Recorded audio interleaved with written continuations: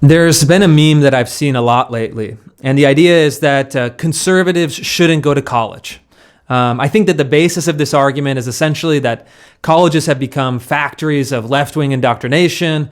Parents shouldn't trust them, and they certainly shouldn't spend the money and send their kids through the ideological meat grinder of the modern American university. As an alternative, conservatives say, there's that famous meme of, Todd went to school to be an electrician. He's making 120 grand a year. And his counterpart that has a useless degree is in debt, $300,000, can't get a job, and is working at Starbucks. And, obviously, in a sense that there's some truth to this, right? Some of the friends that I have that went into the trades have been very successful. They've started businesses, they've worked their way up, they have a comfortable living.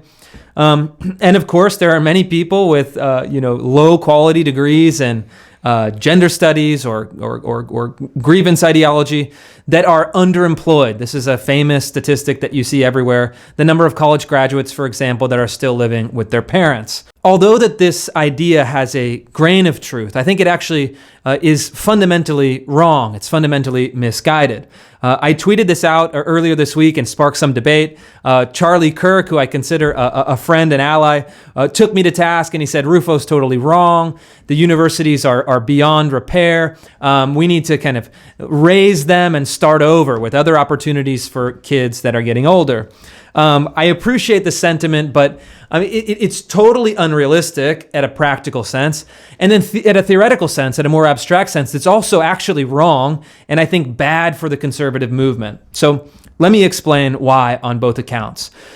First off, from a practical matter, we've had universities in the West for 1,000 years since they were first started in France and Spain and then Italy, some of those great original medieval universities, to the founding of our country. You have universities that date back 400 or 500 years in America that have always been the training ground for the elites in business, law, government, administration, etc. And so the idea that somehow we're going to be able to get rid of universities, setting aside whether or not it's desirable, I don't think it's desirable, but even if you said it's totally desirable, it's actually completely impractical. Universities are a part of our heritage. They're actually one of the most incredible parts of our heritage. And when universities are organized in principles along the pursuit of knowledge, to transmit the 7 liberal arts, and they're oriented towards the highest goods, the pursuit of the true, the good, and the beautiful, for example. They are one of the best institutions that we can have as a society. I mean, they're truly a miracle that we have created these institutions of higher learning. Yes, I'm one of the critics of how universities are practicing this today. I think that has drifted substantially, but we simply can't just get rid of universities. I think that position is impractical, it's imprudent, and I think it's, in a sense, betrays a kind of anti-intellectualism to actually mistake the idea that intellectualism is the problem, when the problem in reality and truth is the corruption of real intellectualism in pursuit of pseudo-intellectual activist ideologies that have dominated many academic departments in recent decades. But the second consideration, and I think more deeply important, is that since the beginning of time, societies, including democracies, including constitutional republics, operate with an elite. Look at the resumes for everyone in Congress.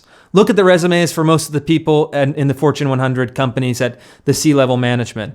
Look at the resumes for obviously the professional class of doctors, lawyers, accountants, administrators, etc. They go through a credentialing process. Whether or not you agree with it, it is a reality and it will continue to be a reality into the future. And all societies are governed at the actual tangible, practical measure by an elite structure at the top. This is a group of people. The social scientist Charles Murray has talked about the 10,000 people who command the heights of our industry, our politics, our entertainment, etc. You can debate on whether the number is accurate or not, but there's some truth to it, right? Ultimately, there are people who make decisions in our society. There are legislators that make the laws, and there are business people who chart the course of enterprise. And so by saying that conservatives should not go to college, you're saying that we should deprive our own political side of entry into elite positions of influence, elite positions of power, and elite positions of lawmaking capacity. You are, just shutting down your own political movement's ability to operate and to govern and to administer and to direct society through the institutions. And the question is, well, what drives this attitude? And I think that unfortunately, while I love all of my colleagues in the conservative movement, this idea, this meme is driven by a sense of fatalism. The institutions are against us, the institutions are corrupted, and therefore we need to retreat, we need to opt out, we need to back away, we need to kind of protect ourselves. There's nothing we can do to improve the bigger structures of society, and therefore we have to withdraw. But it's also driven, unfortunately, by, I think, an internal sense of inferiority. People see all of these people of elite influence. They may have a sense of inferiority, and as a compensation for that, they say, oh, well, the intellectuals are bad. The elites are bad. The people of influence in this manner are bad. And I am therefore superior in some way. You can maintain a sense of ego, a sense of your own self-image. But this is ultimately not a solution to the broader social problem.